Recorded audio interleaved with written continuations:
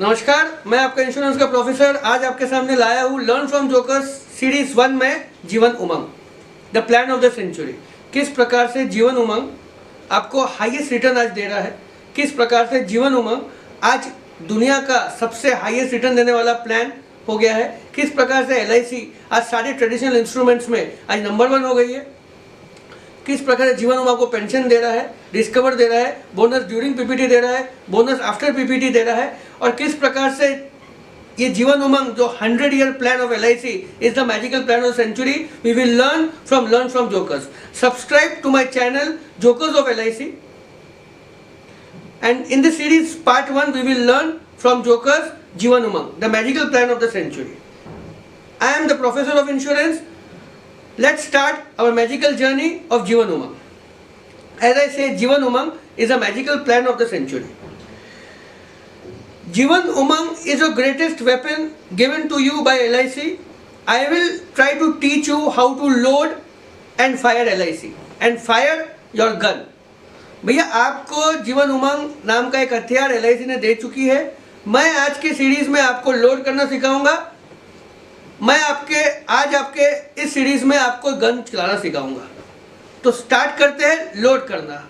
आप तैयार हो? हाँ, चलो गुड। चलो चालू करते हैं हम आपके गन को लोड करना। ठीक है, देखो भैया मैं स्टूडेंट ऑफ लॉ हूँ, और लॉ में हमको एक चीज सिखाया गया है, कोई भी केस प्रेजेंट करने के लिए आपको 3 चीजें जरूरी है भैया। एक, फैक्ट्स और फिगर्स रखो, लॉजिक और रीजनिंग बताओ, और क्लोजिंग आर्ग्यूमेंट्स दो। और ये सारी चीजें चालू होती है क्वेश्चन से। और वो क्वेश्चन क्या चीज है? क्वेश्चन है ये क्वेश्चन है भैया, जब सारे rates PPF, EPF, national saving certificate, FD, real estate के भाव कम होते जा रहे हैं, रेट्स कम होते जा रहे हैं, तो उस टाइम पे LIC के रेट्स किस प्रकार से बढ़ रहे हैं, और क्या LIC ये रेट लाइफ लॉन्ग देते रहेंगी?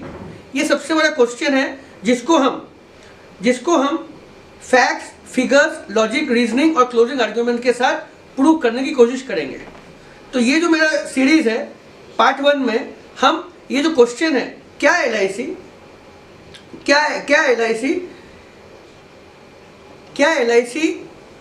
ये रिटर्न देते रहेंगी और किस प्रकार से LIC रिटर्न दे रही है। तो इसके लिए ये क्वेश्चन को एड्रेस करने के लिए हमें फैक्ट्स और फिगर्स में जाना है।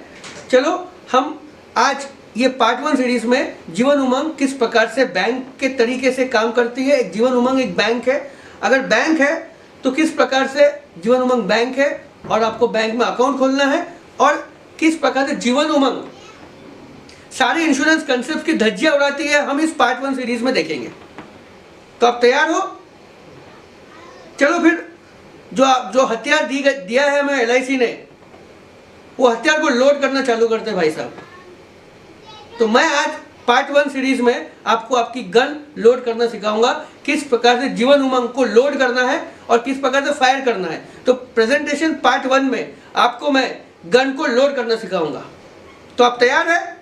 चलो सर, हम लोड करना चालू करते हैं। फिर आ जाते वही इंपॉर्टेंट क्वेश्चन में कि किस प्रकार से LIC इतना ज़्यादा रिटर्न दे रही है और क्या LIC दे पाएंगी। ये पहला क्वेश्चन को एड्रेस करते हैं हम किसके साथ? फैक्ट्स और फिगर्स के साथ। ये फैक्ट्स और फिगर्स के साथ ये फर्स्ट क्वेश्चन को एड्रेस करेंगे हम। चलो चालू करते हैं। नो योर LIC की सारी चीज़ें जानने के लिए LIC कितनी महान है, LIC कितनी बड़ी है। आज की तारीख में LIC 13 दुबई खरीद सकती, साथ 30% देशों को LIC खरीद सकती, इतनी बड़ी है LIC।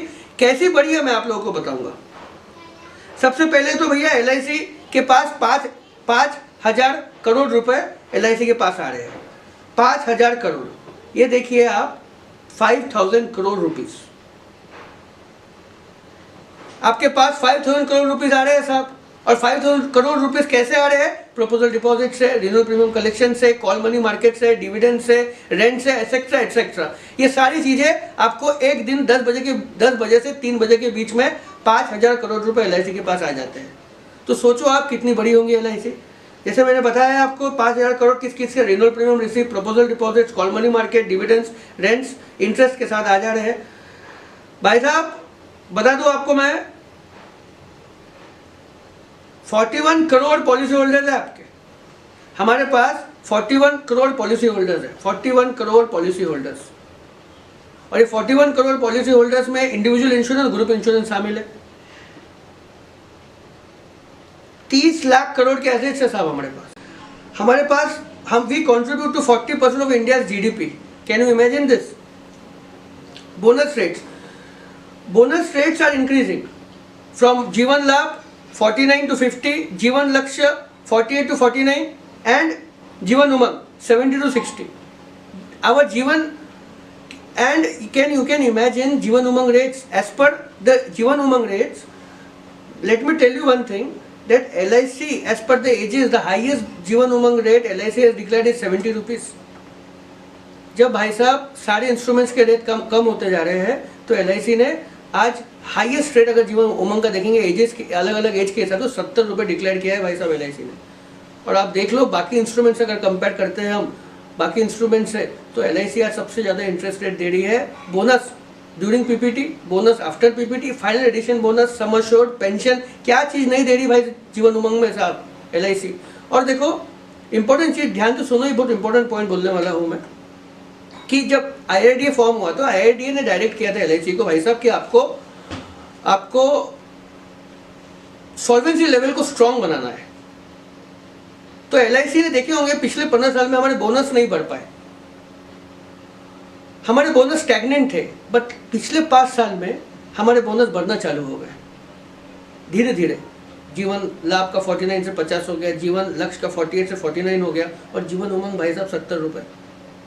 ये इसलिए हुआ है कि हमने आज की तारीख में सॉल्वेंसी पूरे 40 करोड़ पॉलिसी होल्डर्स की सॉल्वेंसी तैयार है हमारे पास सम एश्योर्ड और बोनस के साथ। तो आज इसलिए हम पोजीशन में है कि बोनस बढ़ा पाएंगे और अगले 15 साल में मेरी बात मान लो आप कि LIC बोनस बढ़ाते रहेंगी और आपका पैसा बढ़ते रहेगा, क्योंकि आज LIC किंग है सारे इंस्ट्रूमेंट्स से, किंग ऑफ ऑल इंस्ट्रूमेंट्स। और Jeevan Umang is the king of all plans.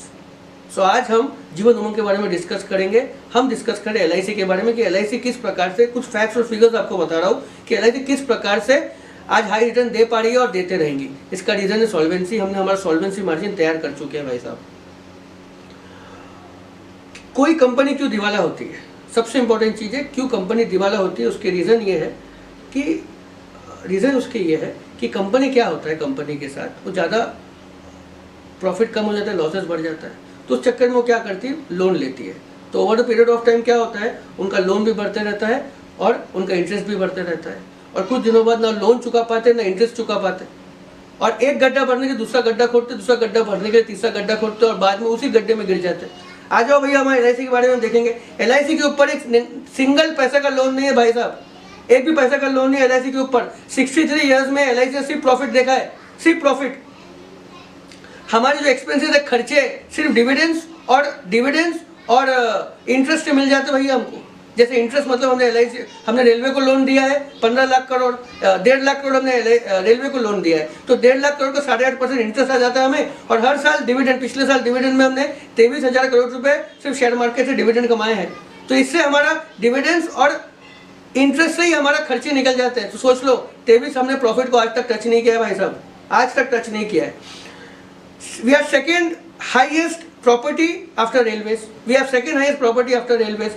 आप लोगों को बता दूं, एक 1956 में एक बिल्डिंग, योगेश्वर बिल्डिंग 10 लाख की थी, आज उसका वैल्यू है 20,000 crore.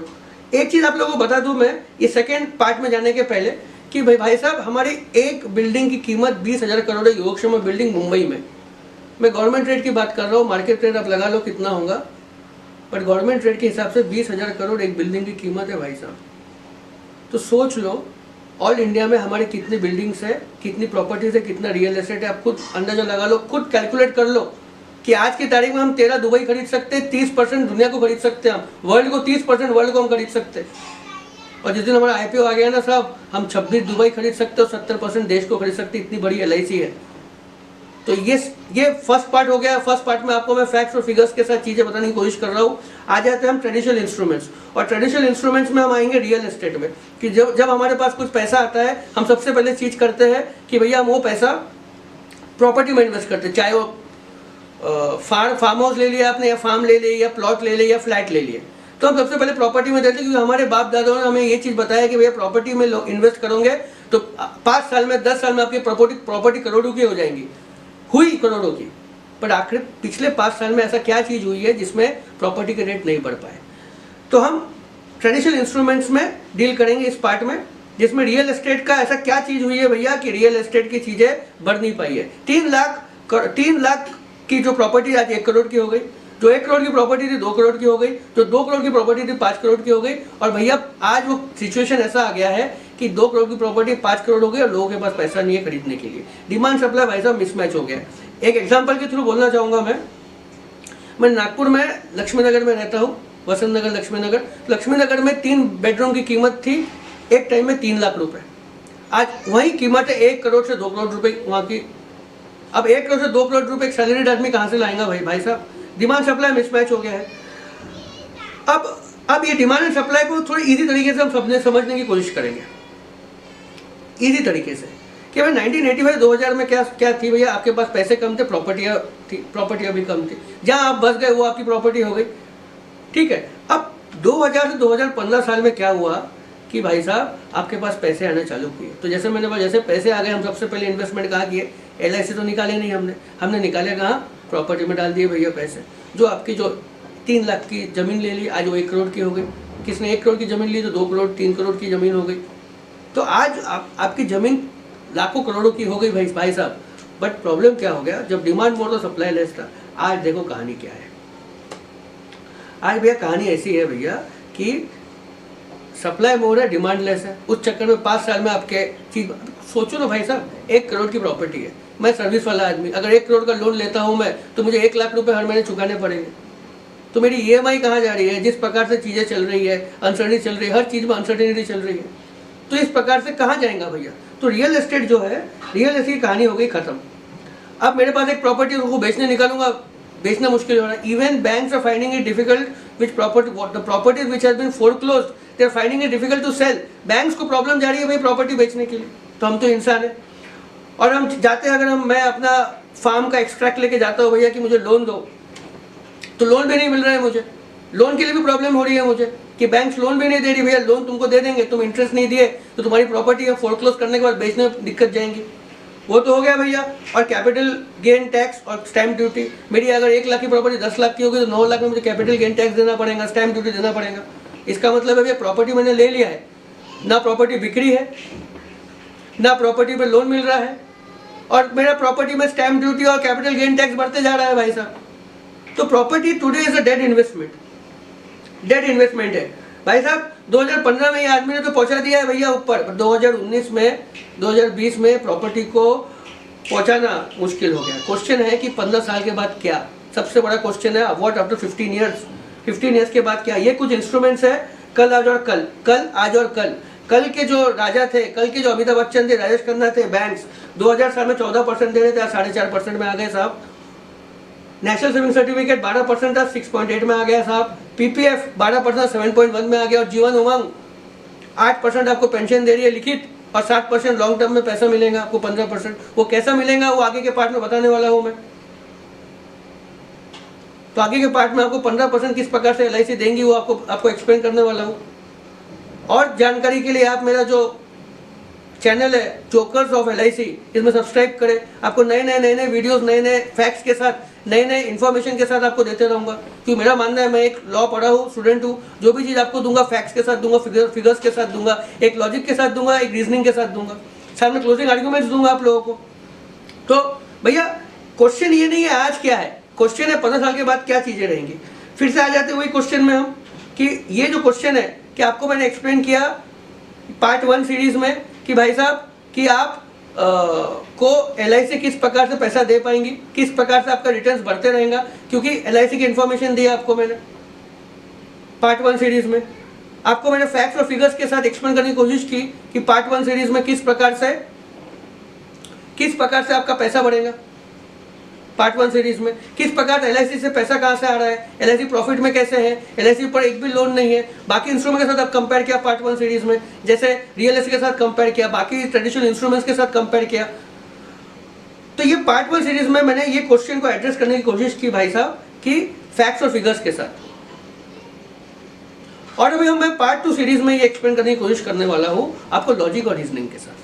Stamattina mi sono alzato, oh bella ciao, bella ciao, bella ciao, ciao, ciao. Stamattina mi sono alzato e ho trovato l'invaso, ho partito.